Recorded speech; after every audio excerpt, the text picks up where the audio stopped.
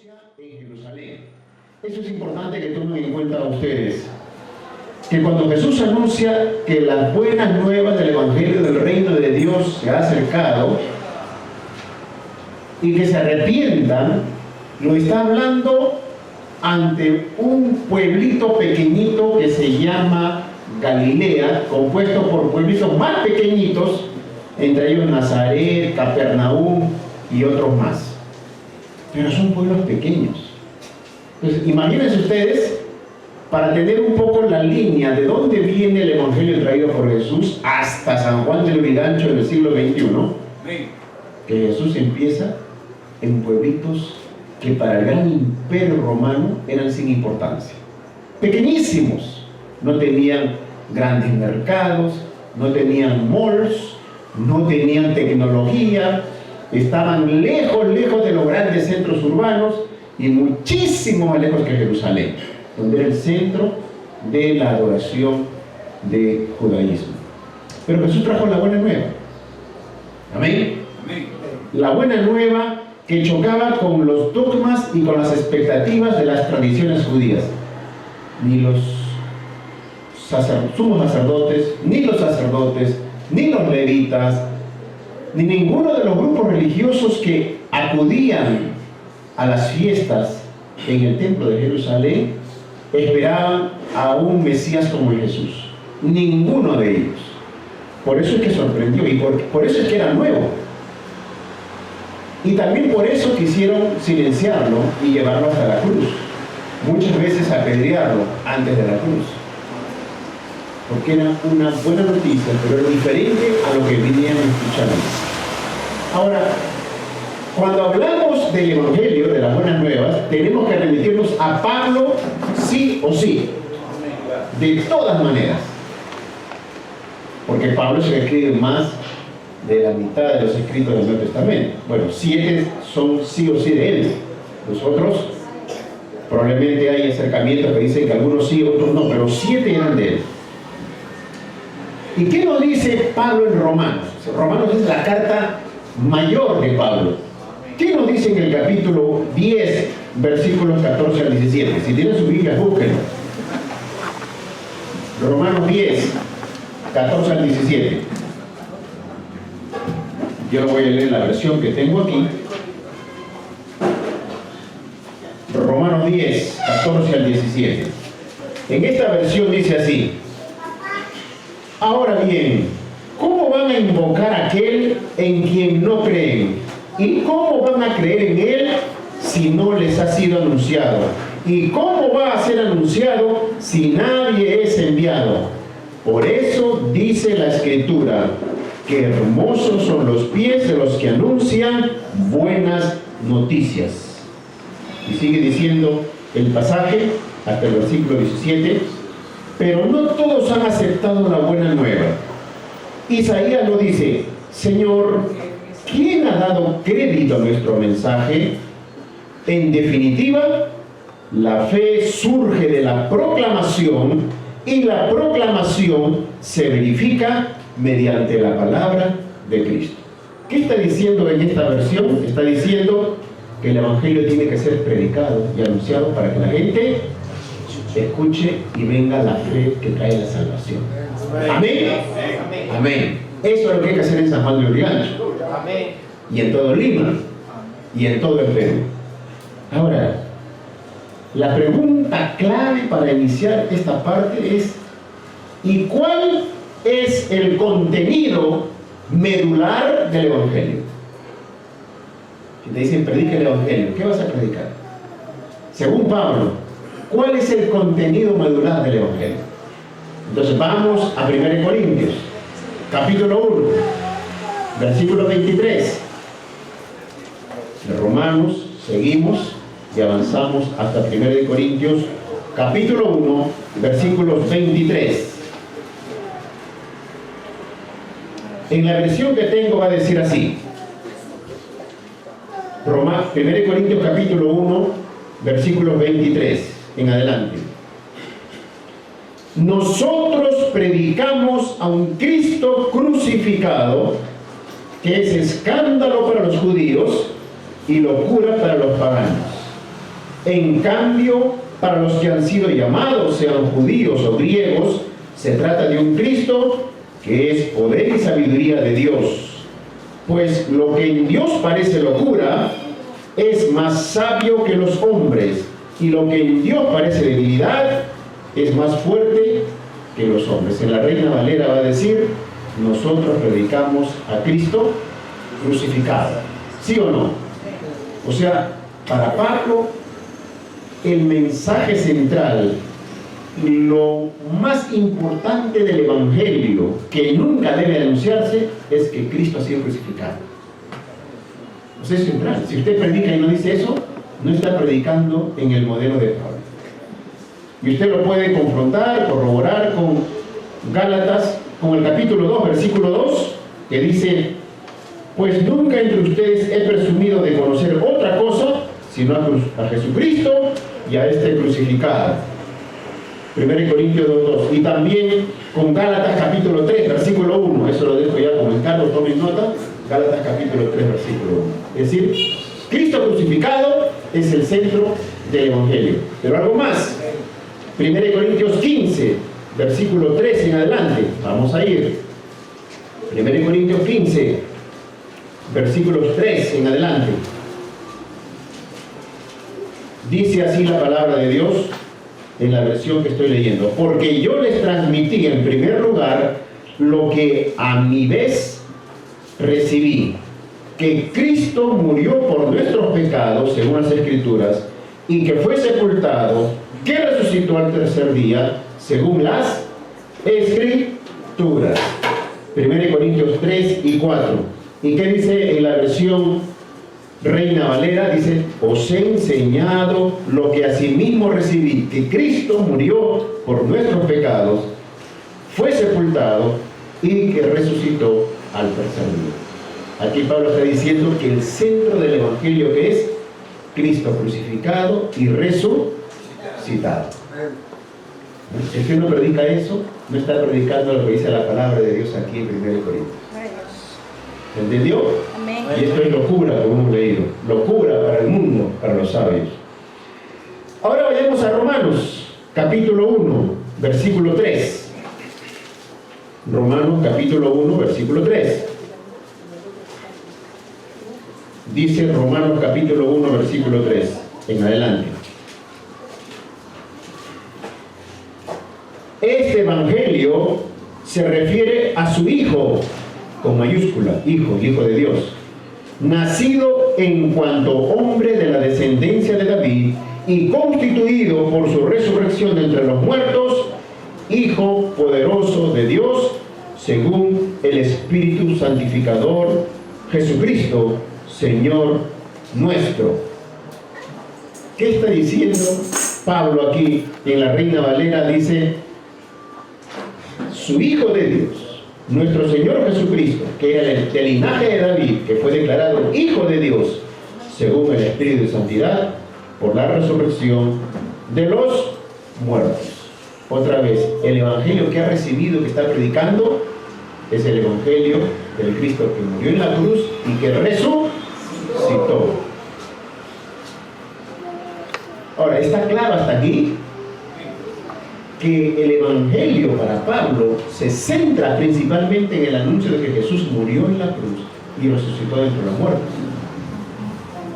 Pero también Gálatas, cuando escribe la carta a los Gálatas, los capítulos 1 y 2, no vamos a leerlo, anoten por favor y lean ustedes después, Gálatas capítulo 1 y capítulo 2.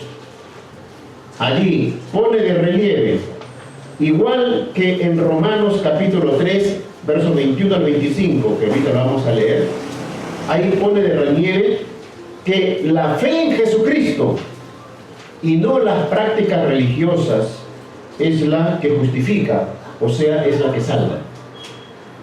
¿Ya? Gálatas capítulo 1 y capítulo 2 y Romanos capítulo 3, versículos 21 al 25, que vamos a leer en este momento. Romanos capítulo 3, versículos 21 al 25.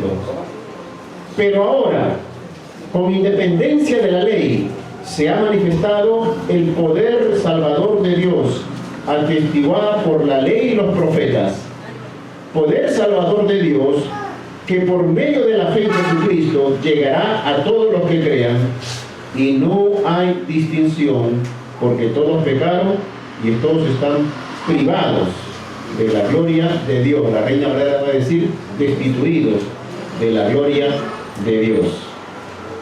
Entonces, la salvación, el evangelio de la salvación, el evangelio tiene su centro en que Cristo, el anuncio que Cristo ha muerto, ha resucitado, y que este Jesús, que fue declarado Hijo de Dios, que murió y resucitó, es quien nos salva, y no ninguna obra, ninguna práctica, ninguna acción humana, ningún rito humano. ¿Está claro, hermano? ¿Está claro, iglesia? Amén. Eso es lo que nos dice Gálatas 1 y 2 y Romanos 3, 21 al 25. Puede leer también Romanos capítulo 10, versículo 9, para aclarar más esto. Es decir, no se trata de un Dios mítico, de algún mito que nos han contado, sino de un Cristo que fue crucificado y resucitado. Es decir, que testigos lo vieron morir y resucitar. Es real, no es una historia griega, creada e inventada, es un hecho histórico y real. Cristo murió y resucitó. ¿Sí? No sé cuántos de ustedes se emocionan porque Cristo haya muerto y resucitado, porque solo ha habido un amén. Hermanos, si Cristo no murió y no resucitó, estamos en vano aquí. La salvación fue inventada por Pablo y no existe. Pero como Cristo murió y resucitó, hay poder en Cristo muerto y resucitado. Amén. Ahora, esto es lo que Pablo dice, que es el centro del Evangelio. Ahora, estas semanas, estos meses, digamos, pasados, hemos estudiado con los estudiantes del seminario y Escuela de Evangelistas Jireh, la exégesis a las parábolas, y hemos estudiado las parábolas del reino, ¿no es cierto? Y entiendo que todos ya aprobaron el curso porque son súper capaces e inteligentes. Amén, solo una hermana cree en su capacidad.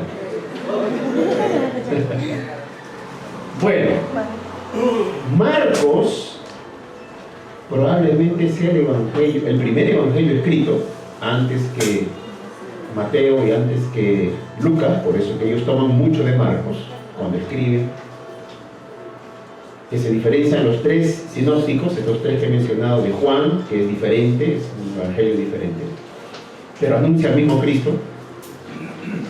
Pero este Marcos es tan asombroso que tiene la preocupación de escribir todas las acciones relevantes de Jesús. Se preocupa por hacer una narración de los hechos, no del Espíritu Santo, sino de Jesús. Ahí está su acento. Y él, Marcos, va a presentar a Jesús y la misión, y va a decir que tanto Jesús como la misión de Jesús son el Evangelio. ¿Se entendió? Amén. O sea, a diferencia de Pablo, para quien la muerte y resurrección es el Evangelio, aquí es toda la vida de Jesús y toda la misión de Jesús el Evangelio. ¿Entendieron la diferencia? ¿Sí? Digan Ari humana, pero digan algo. ¿Ah? Es decir, vamos a Marcos 1:1. ¿Cómo presenta Marcos? Marcos, vamos al texto.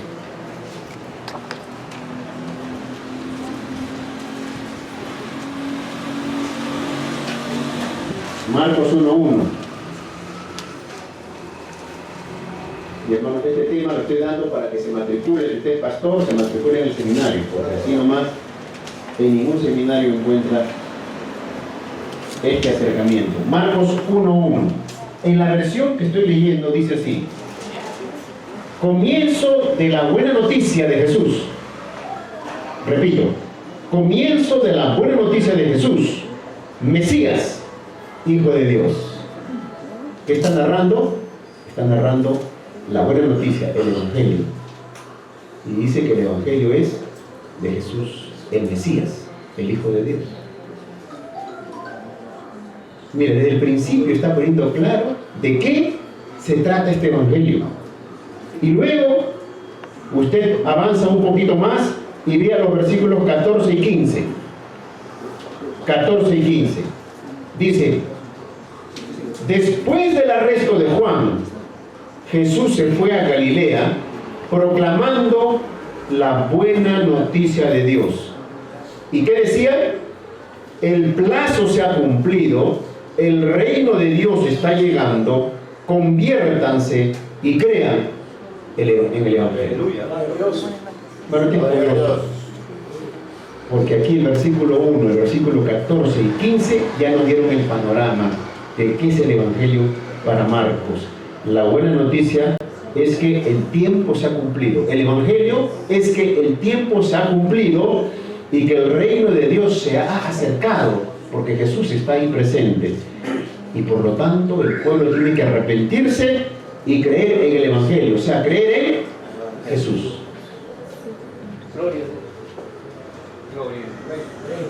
No en su muerte y resurrección, que todavía no pasa, está empezando el ministerio de Jesús. Creer en Jesús y en su misión. Qué tremendo, qué tremendo lo que nos está dando a conocer aquí Marcos y su perspectiva, que la buena noticia era que la verdadera liberación del mal, la ansiada salvación que esperaba el pueblo, o lo que en griego se escribe como sotería, se encuentra en el camino de Jesucristo y se encuentra con Jesucristo. En otras palabras, tienes que caminar con Jesucristo y estar al lado de Él, con Él y al lado de Él. Hermanos, esto es el Evangelio. Por ello, el anuncio de que el reino se ha acercado se hace visible. ¿Y cómo se hace visible? Seguimos en Marcos. Veamos los versículos 21 en adelante. Marcos 1, 21 en adelante. Dice: fueron a Capernaum, y cuando llegó el sábado, Jesús entró en la sinagoga y se puso a enseñar a la gente, que estaba admirada de su enseñanza, porque les enseñaba con autoridad y no como los maestros de la ley. Versículo 23: había en la sinagoga un hombre con espíritu impuro que se puso a gritar. Verso 24: ¿qué tenemos nosotros que ver contigo, Jesús de Nazaret? ¿Has venido a destruirnos? Sé quién eres, el Santo de Dios. Verso 25: Jesús le reprendió ordenándole: cállate y sal de este hombre. El espíritu impuro lo retorció violentamente y dando un fuerte grito salió de él. Verso 27: todos quedaron asombrados y se decían unos a otros: ¿qué es esto? Una doctrina nueva llena de autoridad. Manda incluso a los espíritus impuros y estos le obedecen. ¿Qué tipo de evangelio es? Un evangelio que libera, un evangelio de poder. Amén. Jesús haciendo libre a este hombre con un espíritu inmundo. Aleluya. Eso dice Marcos. Entonces, ese reino, el reino de Dios, se hace una realidad cuando destruye el otro reino, que es el reino del mal. Amén. Gloria a Dios por el pastor que dijo amén. Sí. Así es, hermanos. Usted puede revisar luego, ya vamos a leer el capítulo 3, versículos 22 al 27, anoten, para corroborar esto. Cómo el poder de Jesús, es decir, la salvación que es Jesús, el evangelio que es Jesús, destruye el reino del mal, ¿no? Capítulo 3, versículo 22 al 27, es otro pasaje más. Entonces, ¿qué está diciendo Marcos? Que la buena noticia es que Jesús vino a hacer esto posible. ¿Y de qué manera lo hace posible? Por su palabra. Cada vez que Jesús pronuncia su palabra, suceden cosas maravillosas, como dice Dios. ¿Ah? Miren, estamos corrigiendo el coro, ¿no? Porque el coro dice, cuando el pueblo del Señor alaba a Dios, suceden cosas. Pero Marcos, ¿qué dice? Cuando Jesús de Nazaret abre la boca y habla, suceden cosas. ¿Ah? Cuando Jesús habla, suceden cosas. Como lo que acabamos de leer, ¿no? Por su palabra, que lo hace comprensible. Y cuando hemos estudiado las parábolas, se dan cuenta los estudiantes que Jesús hace comprensible las cosas para los sencillos. Pero los orgullosos no entienden las parábolas. Pero también por sus acciones, no solo por las palabras. Que las palabras y las acciones de Jesús hacen visible. Por eso Él dice en Marcos 4:9, el que tiene oídos para oír, oiga. Y nosotros podemos añadir ahí, en versión ya contemporánea del siglo XXI, añadimos, y el que tiene ojos para ver, que vea. Porque Jesús no solo habló, sino también actuó, hizo. Hay que oír y hay que ver lo que hace Jesús. Ahí está el Evangelio, Jesús hablando y actuando.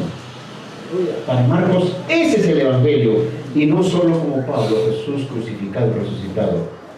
Por eso, hermanos, por eso, iglesia, es muy importante que tengamos presente la vida de Jesús, sin la cual no se puede explicar y entender plenamente la cruz de Jesús y el sentido de su resurrección.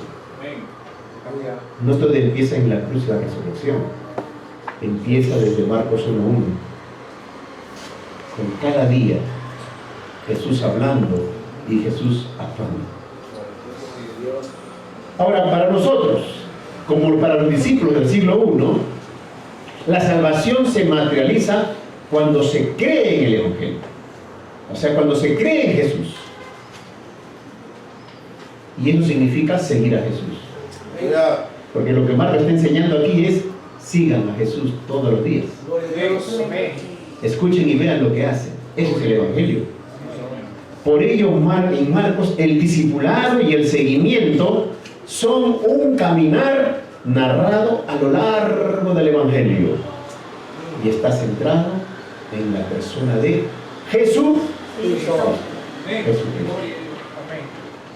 Hermanos, yo les invito al seminario misionológico Jireh para que estudien con nosotros, los pastores especialmente, exégesis a los evangelios, especialmente a las parábolas del reino, para entender esto que estamos aquí entendiendo.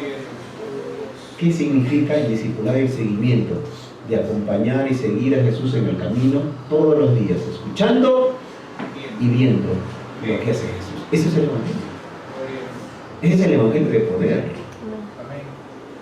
Entonces, el concepto de Marcos es más amplio que Pablo. Para Pablo, la buena nueva es el anuncio de la muerte y resurrección de Jesús y la salvación que trae, tanto la muerte como la resurrección. Para Marcos, es el seguimiento del camino de Jesús. Es acompañar a Jesús todos los días. Marcos no presenta a Jesús pidiendo fe en Él. Marcos nos dice, miren a Jesús y tengan fe en Jesús. Ese no es el anuncio de Marcos. Eso no lo encuentran en el Evangelio de Marcos. Sino dice que sigan a Jesús. Sigue a Jesús. Y Jesús no se autopredicaba. Jesús no decía, la salvación soy yo. Eso no van a encontrar en el Evangelio de Marcos. Sino que predicaba el reino de Dios. El reino de los cielos en Mateo, el reino de Dios en Marcos. ¿No? El reino de Dios.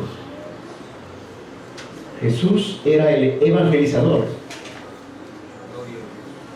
Y el reino de Dios que había llegado era la buena noticia, o sea, Jesús en persona. Para Pablo, Jesucristo es el Evangelio, pero para Marcos, el Evangelio es Jesús.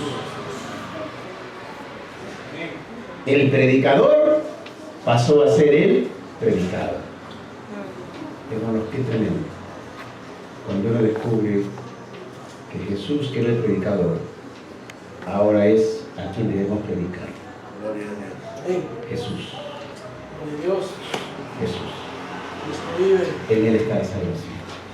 Aleluya, gloria a Dios. Hermano, saque a Jesús de los escritos de los evangelios y no tiene nada de qué agarrarse usted. Saque a Jesús de su predicación y su predicación será cualquier cosa menos evangelio. Alabe lo que viene.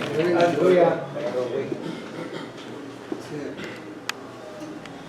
Ahora, ¿qué pasa cuando ya pasan todos los apóstoles de Jesús? ¿No? Porque Jesús trabajó con los apóstoles, pero los apóstoles llegaron a morir, ¿no? ¿Qué pasa en la historia de la iglesia cuando ya todos los apóstoles pasan? Ya han muerto, ¿no? Ya no están en la tierra. Y estamos en el siglo II.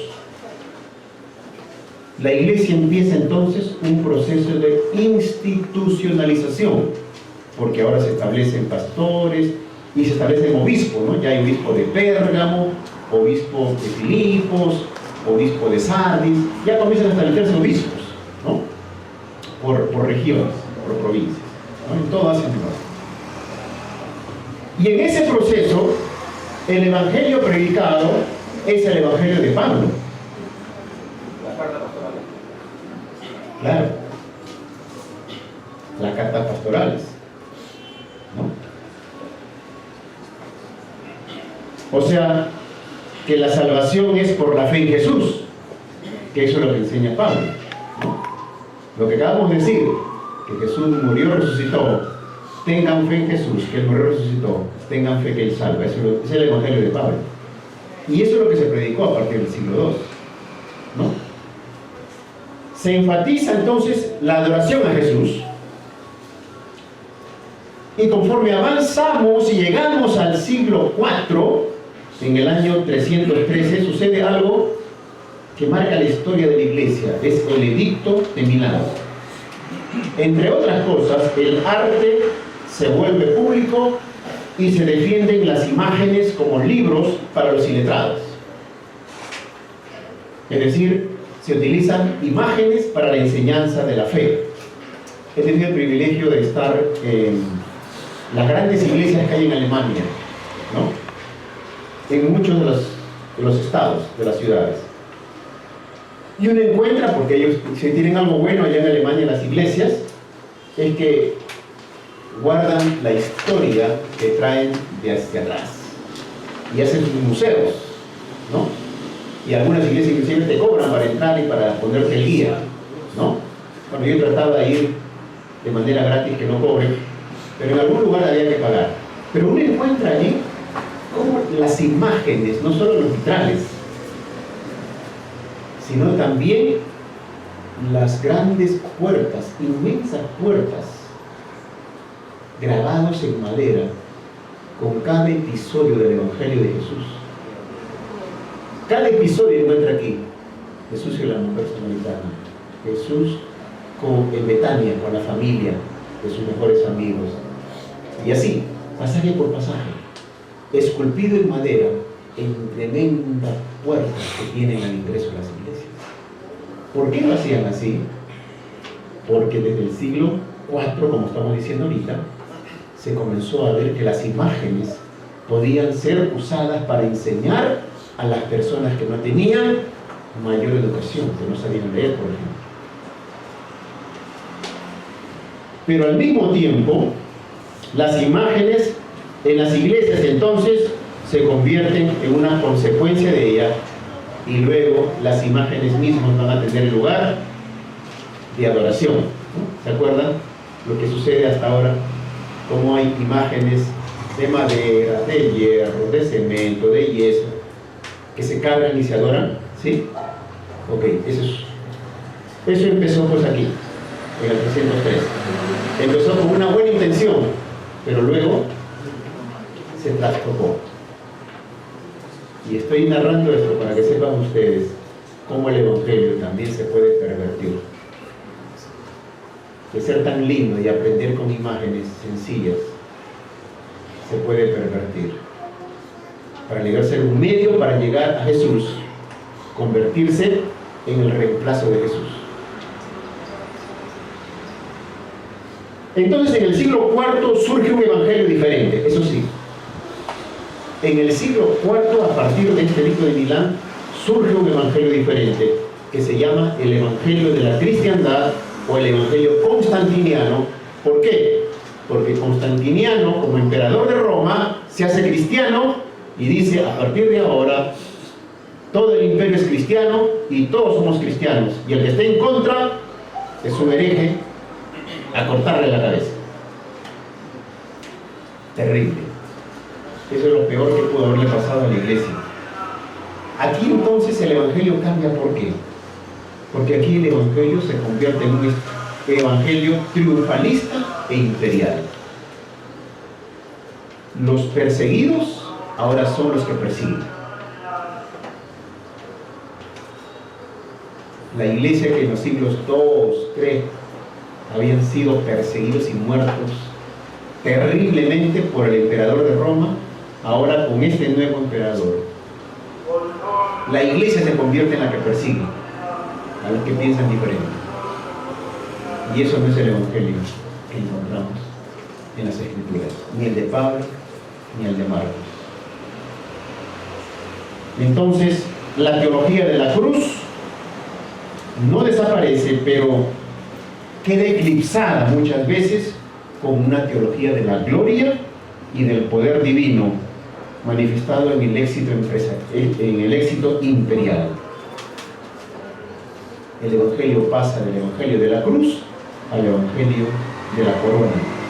Jesucristo es cada vez menos representado como el buen pastor y cada vez más como el gobernante de todo. Por eso es que en los grandes templos, a partir del siglo IV, Roma comienza a construir grandes templos por todo el mundo, todo el imperio.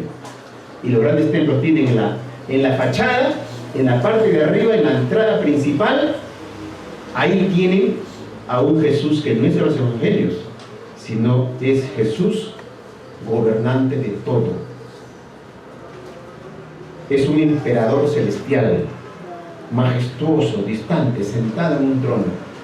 Eso es lo que van a encontrar en los grandes templos en toda Europa que construyó Roma, el emperador. Ya no es Jesús el buen pastor, es el Jesús del imperio.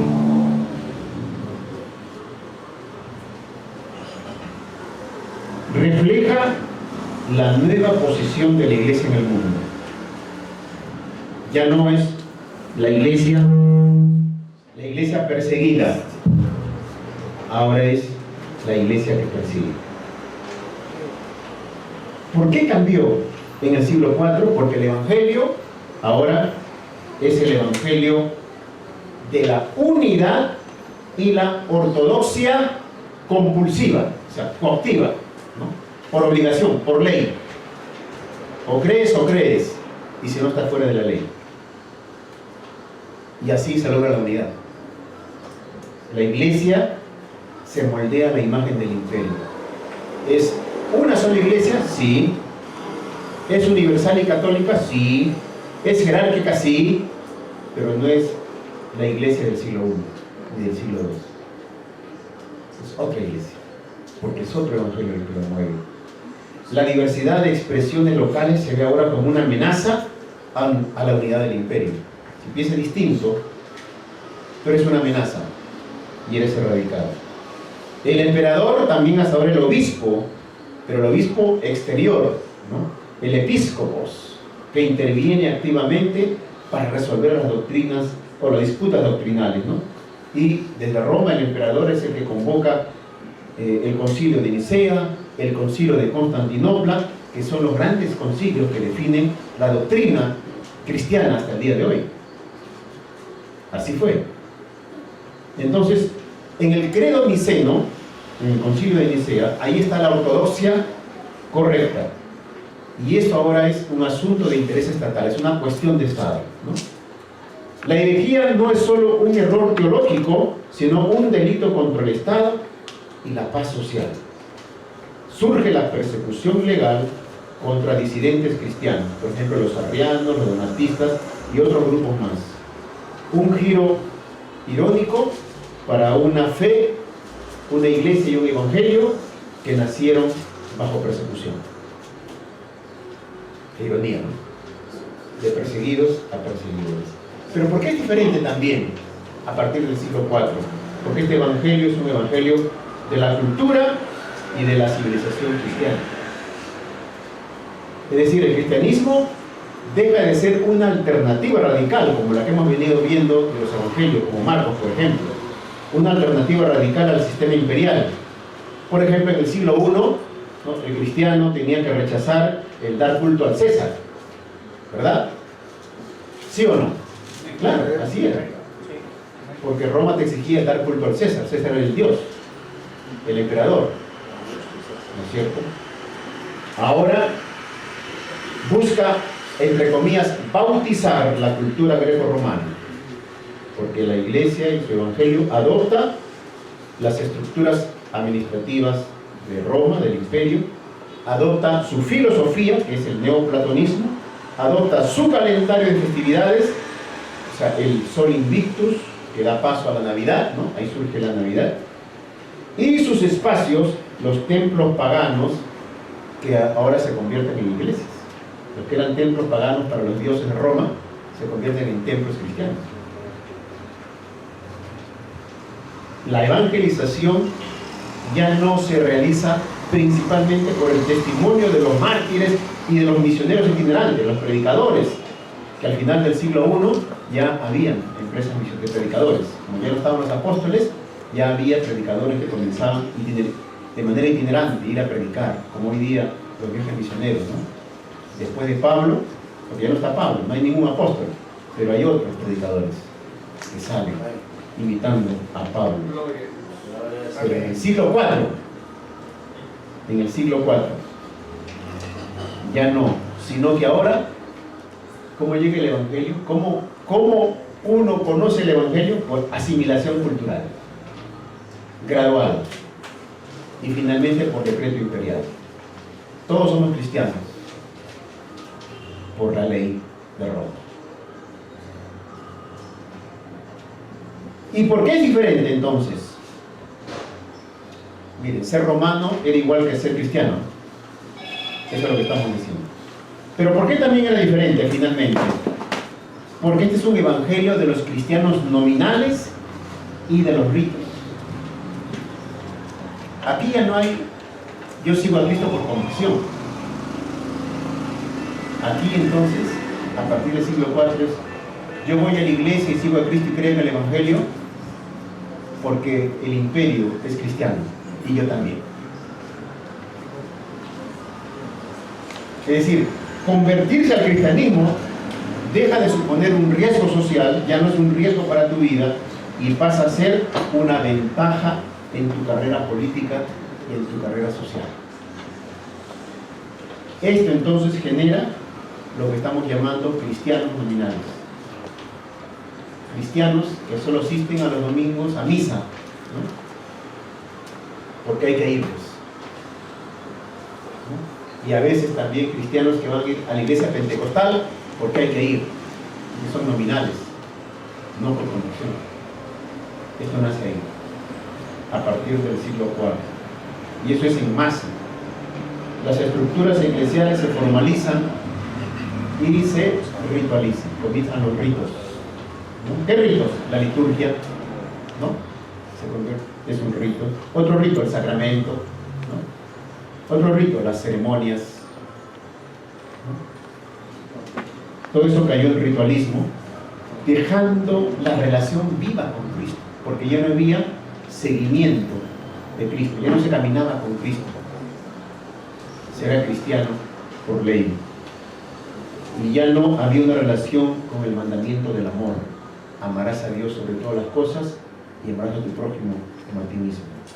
Y entonces, hermanos, en muchos sentidos, el modelo opuesto, el evangelio de las minorías perseguidas de los 3 primeros siglos, se convirtió en el modelo heredado por la Iglesia Católica medieval y posteriormente por las monarquías católicas de España y Portugal, que en el siglo XV y el siglo XVI vienen al Nuevo Mundo, vienen a América, trayendo ese evangelio, que no es el evangelio de Marcos, ni el de Pablo, ni el del Nuevo Testamento.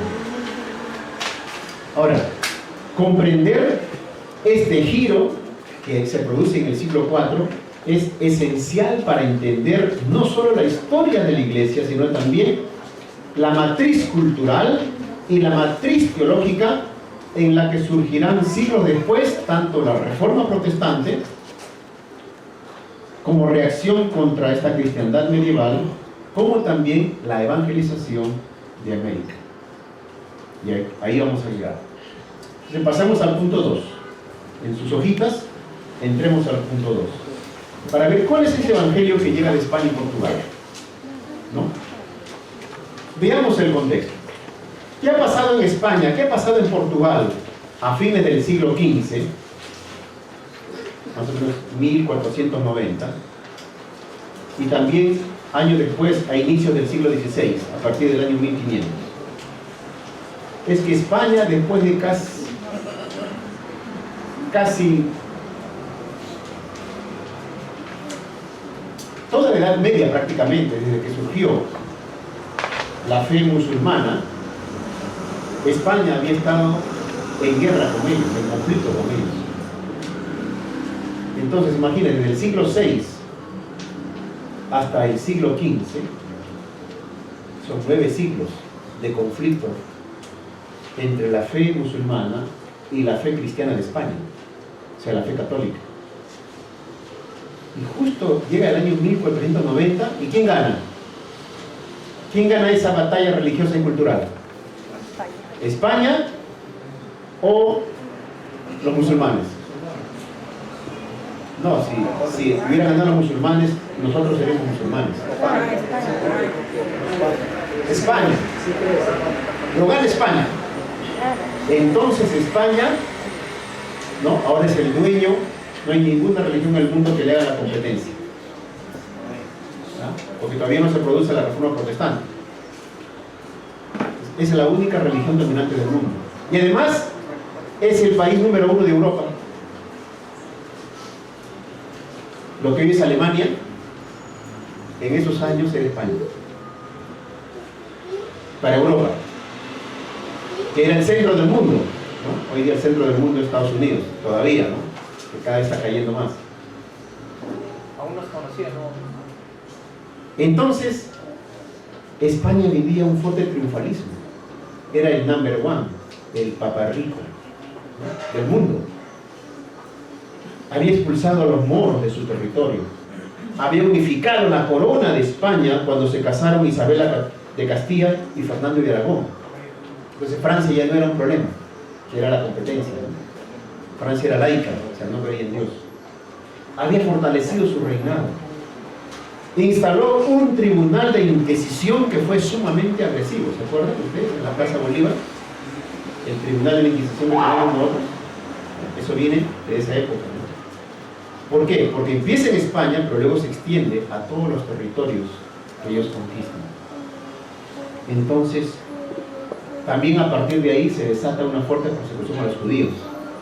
Los españoles comienzan a perseguir y matar a los judíos, por todos lados, hasta aquí a Perú llegaron, ¿no? Ya cuando, a matar a judíos también, y judíos de dinero, judíos de mucha plata, igual lo mataban.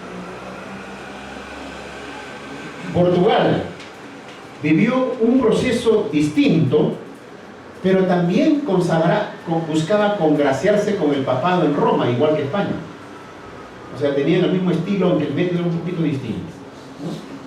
Dado que el pontífice romano se había transformado en árbitro de la disputa por la posesión de los territorios conquistados. Muchas gracias. Entonces, el catolicismo de fines del siglo V e inicio del siglo XVI se entendió a sí mismo sabiendo que ahora viene allá el imperio que dominaba el mundo, como la fuerza civilizadora frente a los bárbaros del Nuevo Mundo, frente a los bárbaros de la América a la cual llega Cristóbal Colón. Aquí entonces se arma lo que yo llamo un combo, ¿no? Ustedes saben y entienden lo que es un combo, ¿no? Un combo es 1 más 2 más 3 más 4, todo es un combo, ¿no? Dame el combo 1, el combo 2, ¿no es cierto? Para el combo, ¿no? España también arma su combo, y su combo es, primero, conquista militar. Eso es lo primero, porque tenía el mejor ejército del mundo. Segundo, explotación económica. Saquemos todo lo que podamos. Tercero, función civilizadora, que aprendan nuestra cultura, que todos sean como nosotros. Y cuarto, misión de evangelización. Evangelicemos en masa. Ese era el combo. Los cuatro iban juntos, no separados. Ahora entienden, o empiezan a entender qué tipo de evangelio llegó a nuestra América. Un combo que venía con combo, con espada y con cruz. Ahora, David Bosch, que es uno de los especialistas en el mundo, cuando habla sobre esto, él pone un énfasis en los jesuitas y dice así: fueron los jesuitas, que es una orden de origen español, ¿no? O sea, de España, los primeros en usar la palabra misión con el sentido de envío a evangelizar territorios no cristianos, justamente en esta época y con este propósito. O sea, la misión de los jesuitas, la misión evangelizadora, era misión como un combo. No estaba separada. Ese es el tipo de misión que vino a nuestras tierras. El mismo Cristóbal Colón entendía que su nombre, según su significado griego, que era Cristóforos, o sea, el que lleva a Cristo, fíjense, no es el que camina con Cristo, el que sigue a Cristo, sino el que lleva a Cristo. Él mismo concibió la conquista y la evangelización como una sola cosa. Eso fueron la mano y la cruz y la espada actuaron juntas. La cruz y la espada llegaron como parte del proyecto evangelizador de la España de fines del siglo XX y de Portugal también, ¿no? Que llegó a Brasil, ¿no? Es el otro gran país que es la mitad de toda América, ¿no? De Sudamérica. Ahora, ¿cómo se puede justificar esto? Porque había que justificarlo. No piensen que todos eran bárbaros, no. Había mucha capacidad para pensar, ¿no? España tenía universidades, y la Universidad de Salamanca fue el germen de donde salieron los teólogos de ese tipo de evangelización. ¿Ah? O sea, no una evangelización como encontramos en Marcos y en Pablo, que ya vimos, el tipo de evangelio, sino una ajustada a la lógica del imperio. Veamos entonces, esa justificación para la conquista y para la evangelización se basó en primer lugar en varias bulas papales, ¿no? Una de ellas, la Intercaetera del Papa Alejandro VI en el año 1493, o sea, justo cuando venían las primeras embarcaciones, en el año 1493, un año después que salió Colón. Esa bula concedía a los reyes católicos, o sea, a los jerarcas de España, el dominio sobre todas las tierras descubiertas a cambio de la obligación de evangelizar a sus habitantes. Es decir, venían con la bendición del Papa. Este documento, esta bula papal, establecía un vínculo indisoluble entre la corona y la iglesia, entre el poder político y la misión espiritual. No había diferencia. Pero el instrumento más duro, además de estas bulas papales, esta y otras, el instrumento más crudo fue el marco llamado requerimiento, en el año 1513. este requerimiento debía leerse en español y ante intérpretes que a menudo estaban confusos y no entendían, ante los grupos de indígenas de nuestra América, cuando venía o antes que se inicie un ataque. Es decir, se le leía una declaración que era teológica y era legal. ¿Y qué cosa les informaba este requerimiento, ¿no? Este documento? Les decía a todas las culturas americanas, ¿no?, donde llegaban, sea Centroamérica, sea Sudamérica, incluyendo el Perú, ¿no?, las culturas que tenemos, todas las culturas, les informaba de la existencia de Dios. Hay un Dios que no es tu Dios, ¿no? Hay un Papa, que es el que está sobre todos, y hay un rey, que es el que gobierna, ¿no? Y este requerimiento les exigía someterse. O te sometes o te arrasamos. Así llegó el Evangelio, con fuego y con sangre. Si aceptaban, eran acogidos, bienvenidos al reino de España. Si se negaban, fuego y sangre. Ahora, el Evangelio aquí no es el predicado por Pablo ni el narrado por Marcos. No era una invitación a la fe en Cristo que traían estos misioneros de España, ni a un caminar con Jesús, sino lo que traían era un ultimátum, ¿no? La salvación estaba ligada a la sumisión política.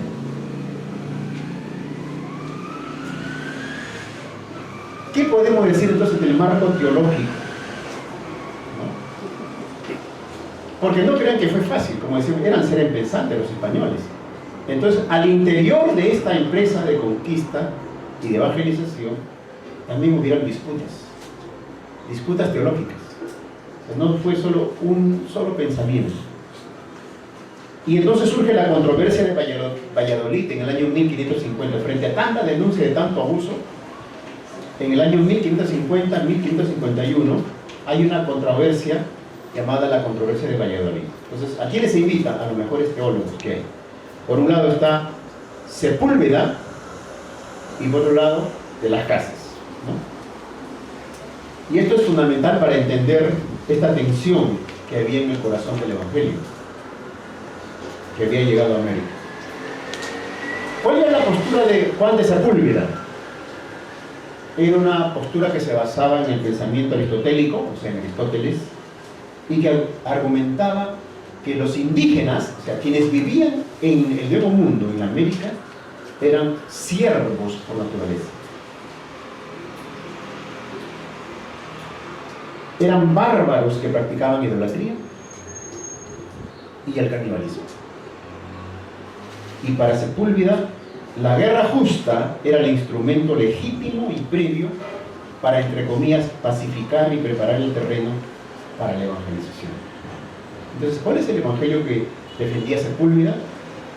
Era el evangelio colonial y civilizatorio, impuesto a un pueblo vencido y civilizado a la fuerza. Es decir, era ese evangelio que empezó en el siglo IV, ¿no? ¿Y cuál era la postura de Bartolomé de las Casas?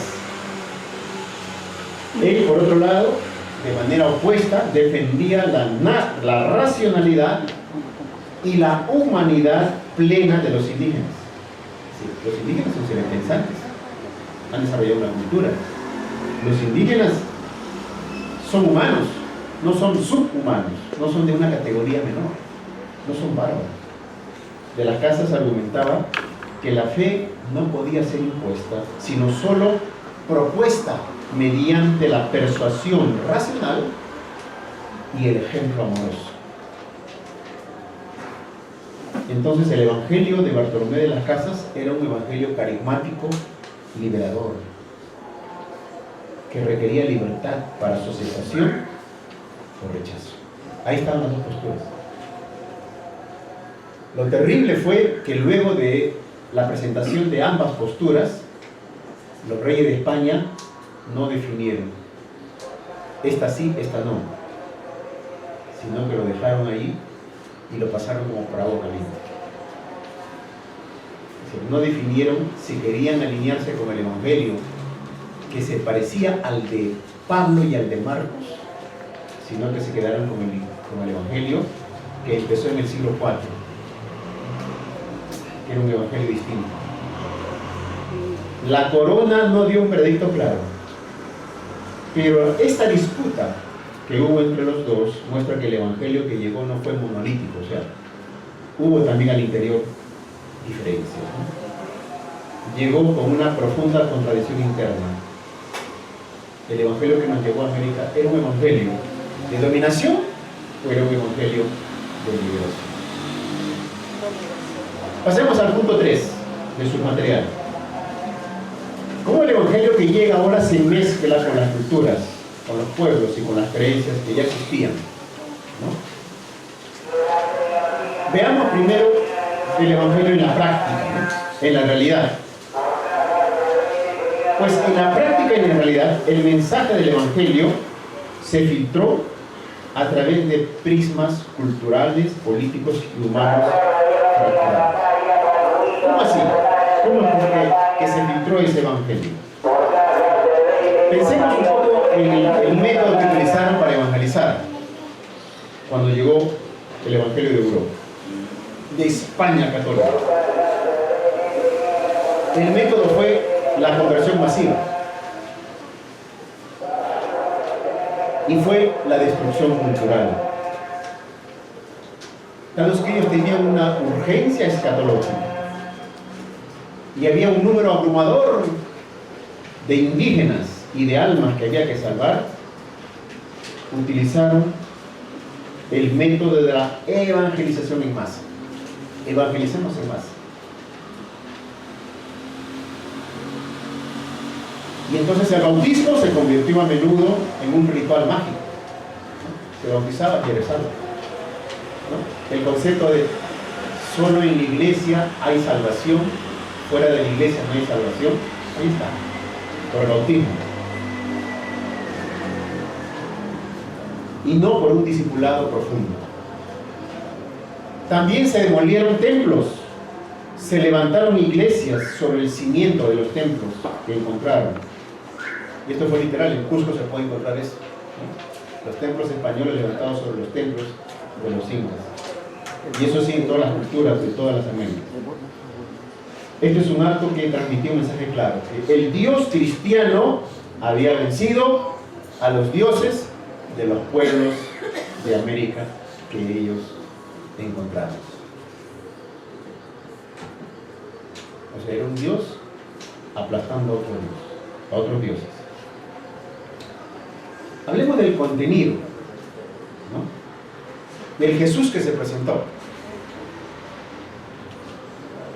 No fue el Jesús maestro de las parábolas del buen samaritano, por ejemplo, sino el Jesús que se presentó fue un Cristo juez y soberano. Es decir, el Cristo todopoderoso, que empezó en el siglo IV, como mencionamos, está en el centro de las cúpulas de las iglesias. Ese es el juez del juicio final, ese es el Cristo, Cristo juez. Un Dios de poder y de autoridad. Conceptos que los pueblos de Mesoamérica, es decir, de Centroamérica hacia México, estaban acostumbrados a teocracias, podían comprender, pero tergiversadamente. Lo asimilaban a su manera. Y por ejemplo, las representaciones gráficas de la pasión del Cristo que está sangrando, del Cristo que está agonizando, ¿no? O que llora sangre, o que le sale sangre del cuerpo, tuvo una profunda resonancia. Para culturas como la mexicana, donde el sacrificio ritual era central, la imagen de un Dios que se sacrifica a sí mismo, o sea, Cristo crucificado, era a la vez aterradora y profundamente coercitiva. ¿Y cuál fue el resultado entonces de este evangelio que llegó a nuestros pueblos? Fue el sincretismo. esa mezcla asimilada por los conceptos y la cultura y la religión de los pueblos indígenas. Porque los indígenas no fueron receptores pasivos, también pensaban. Y a falta de una catequesis profunda, nosotros diríamos de un discipulado, pero los católicos utilizaban la catequesis, los pueblos indígenas interpretaron el nuevo mensaje que les llegó a través de su propia comprensión y universo cultural y religioso. Esto podría interpretarse como una corrupción del Evangelio, pero de hecho para ellos fue una estrategia de supervivencia. Para no morir, ellos lo asimilaron, pero a su manera, bajo los patrones de cultura que ellos tenían. Por eso es que la Virgen María fue identificada con diosas de la fertilidad como Tonantzin en México, por ejemplo, ¿no? Y eso dio lugar a la devoción a la Virgen de Guadalupe. De ahí el origen de la Virgen, ¿no? ¿Ustedes conocen la Virgen de Chapi? No me digan que no, ¿han escuchado? ¿No? ¿La Virgen de Cocharcas? Ya. Eso viene de la asimilación cultural desde el siglo XVI. Las virgencitas. No es algo nuevo. No piensen que aquí son muy creativos nuestros contemporáneos peruanos. Eso es parte de la herencia que tenemos de ese tipo de evangelio que nos llegó. Los santos igual se convirtieron en patronos locales, a menudo asumiendo roles y atributos de deidades prehispánicas. Y las fiestas cristianas se superpusieron a los ciclos agrícolas y festivos antiguos. Por eso es que se celebra la Pachamama, ¿no? Por eso es que se celebra también esta famosa fiesta que muchos de ustedes deben conocer en el Valle del Mantaro, ¿no? ¿Cuál es la famosa fiesta del Valle del Mantaro? De todos, Huancayo, los Santiago famosos. Y aquí mismo. Entonces, el evangelio que recibieron y reinterpretaron los pueblos de nuestra América fue, por tanto, un evangelio sincretizado, mezclado, en una mezcla única de catolicismo que viene del concilio tridentino y la cosmovisión indígena. Ahí está. Esa fusión, esa síntesis. Fue un evangelio que llegó a espada, con sacrificio, con santos intermediarios y con un Dios distante. Y hizo llegar. Llegamos al punto 4 en su material. Me parece que es el último después de las conclusiones. Gloria a Dios. Gloria a Dios. Le dijo hora y media el pastor, pero vamos a resumirlo.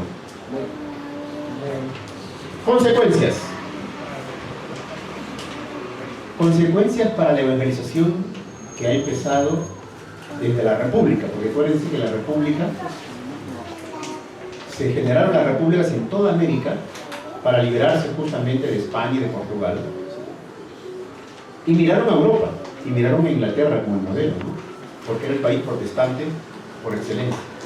Entonces, ¿qué nos tiene que decir toda esta evangelización recibida desde el siglo XV y XVI hasta el siglo XVIII, y que comienza a cambiar con el inicio de las repúblicas en el siglo XIX a nosotros, ¿no?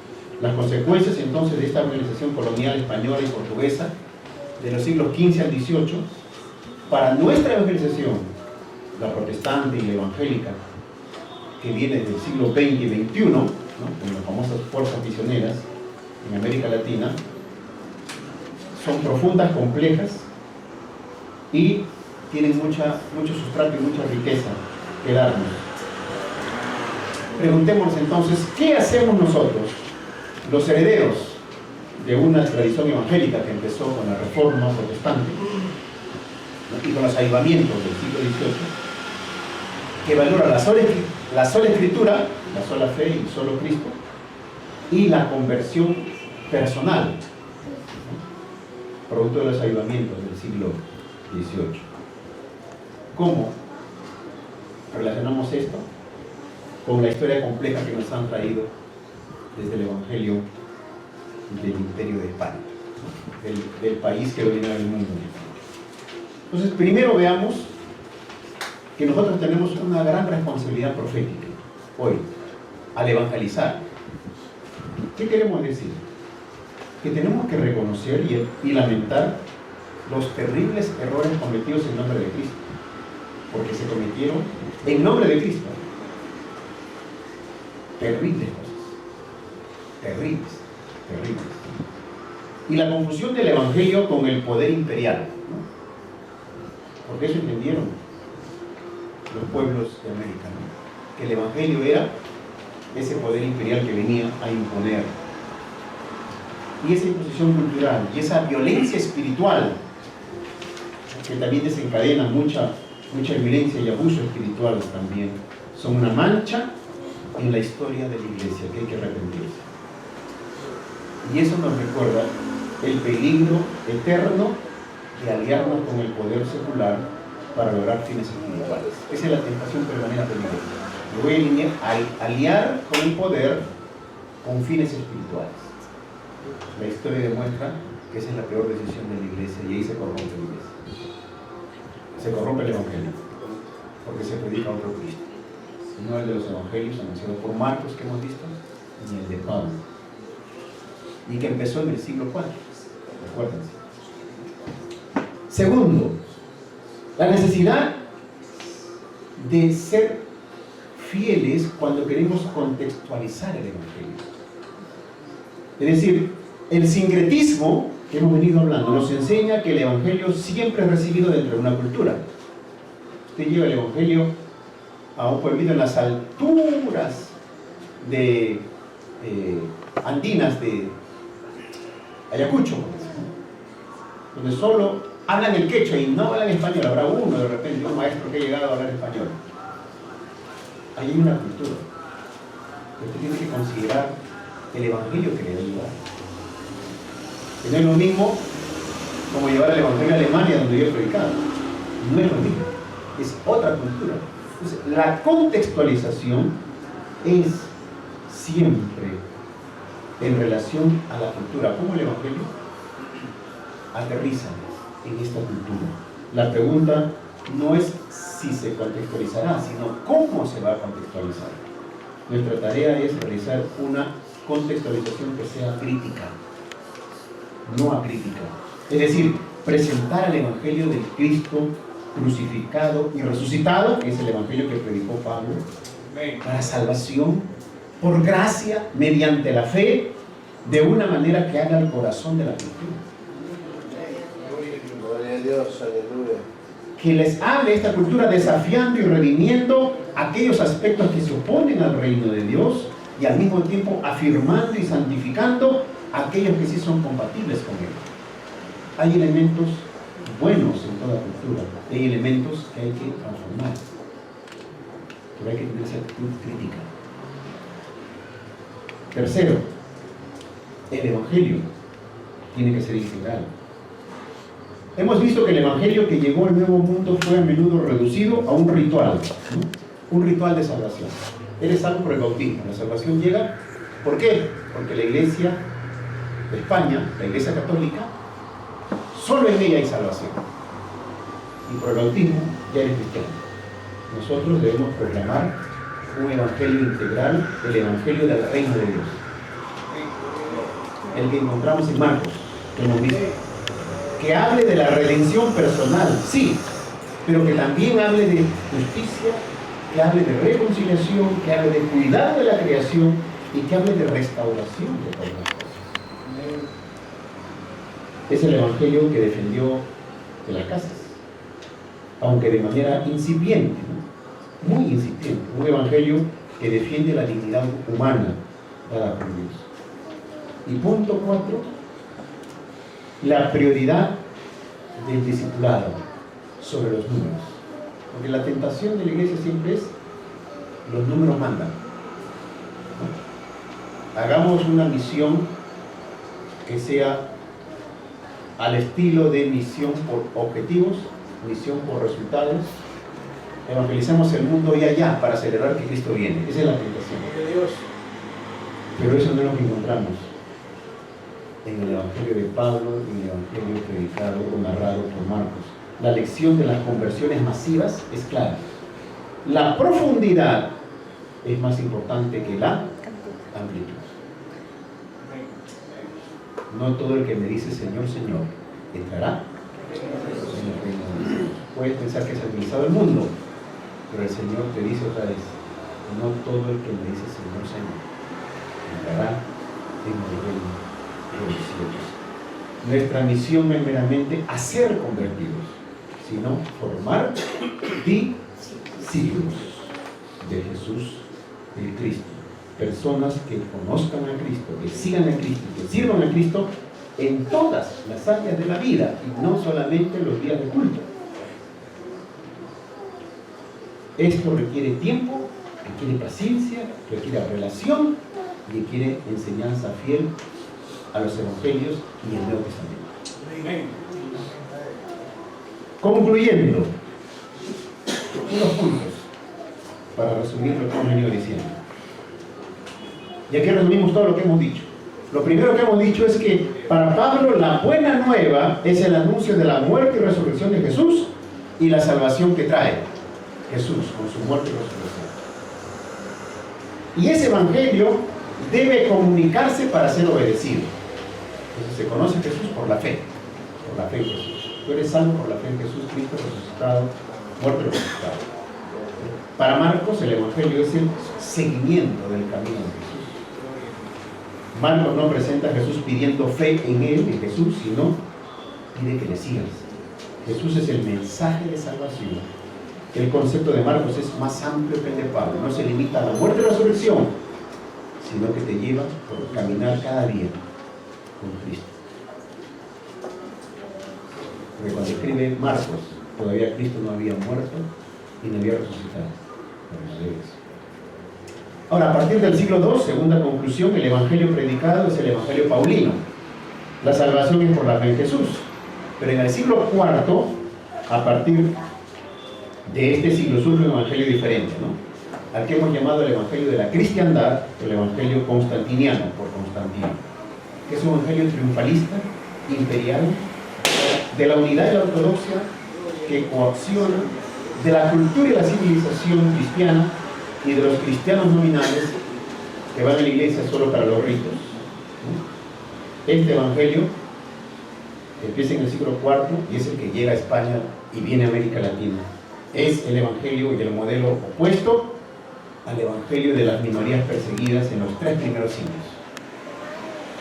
Y se convirtió en el modelo ideado por la Iglesia Católica medieval y que con las monarquías católicas de España y Portugal llegaron al Nuevo Mundo.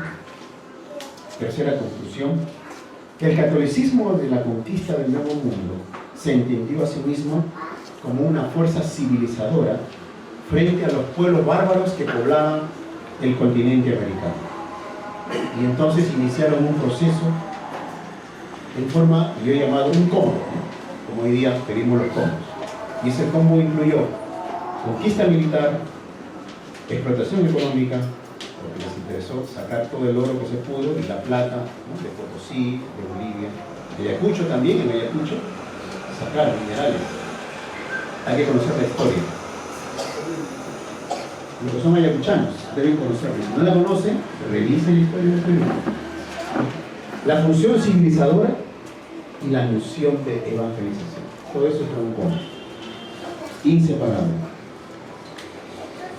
Cuarta conclusión, el evangelio traído por España y Portugal no era el predicado por Pablo ni el narrado por Marcos. No era una invitación a la fe en Cristo ni a un caminar con Jesús, sino era un ultimátum por el cual aceptabas el requerimiento leído, con el cual reconocías al rey de España como tu rey, al Papa como tu líder religioso y a la fe cristiana como tu fe, y si no eras exterminado e eliminado.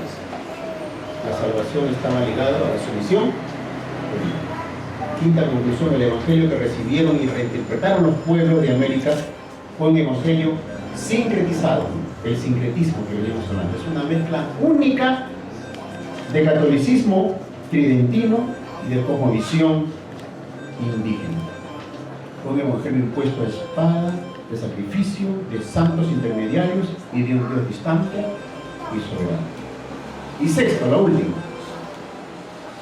La gran lección para la misión evangélica que evangeliza en el siglo XXI es la necesidad de una crítica constante. Hay que leer la historia para no repetir los errores del pasado.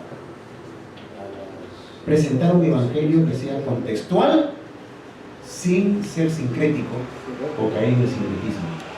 Presentar un evangelio que sea profético sin ser político, partidista.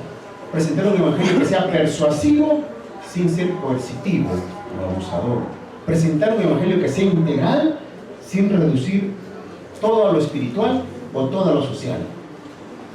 Aprendiendo tanto de los errores del modelo colonial como de la resistencia profética, como de las casas, que defendió la dignidad humana y la pureza de la mujer. No quiero cerrar esto y sentarme sin antes decirles lo siguiente. Como hemos estado estudiando la exégesis, en estos meses pasados, la exégesis a las parábolas del reino, quisiera concluir con una lectura. Este es un texto que quiero leer, que acaba de ser publicado. Yo estaba viendo aquí, esto se imprimió en septiembre de este año, hace un par de meses, ¿no? O sea, recién ha salido. Y este es el primer ejemplar que me ha llegado, ¿no? Y de aquí quiero leer un párrafo con el cual quisiera cerrar lo que venimos diciendo en esta hora. Este es un texto que se llama Jesús para una cristología narrativa, ¿no? Que es la exégesis narrativa que estamos aprendiendo en el seminario. Dice, y este maestro, Jesús, sin título, sin grado académico, este improvisado maestro de pueblo, escuchó y habló. Habló y escuchó. Contó parábolas, respondió a preguntas, preguntó en función de servicio, planteó dilemas, obligó a pensar, eludió las respuestas hechas, recorrió historias antiguas y profecías olvidadas por la doctrina oficial de los maestros y doctos interesados y soberbios sacerdotes. Reparó la memoria del pueblo, le dio nuevo sentido a la ley y fue más allá aún. Y ese pueblo le reconoció la autoridad para enseñar, la que les llegaba a los escribas y doctos fariseos. Y cuando llegó la noche y vio que no había comida para todos, mandó a sus discípulos a alimentarlos. Y el alimento apareció de la mano de un niño que ni siquiera estaba contado entre la multitud. El alimento solidario surgido de lo inesperado. Hay, hermanos, que alimentar los espíritus, pero también hay que asegurar el sustento material.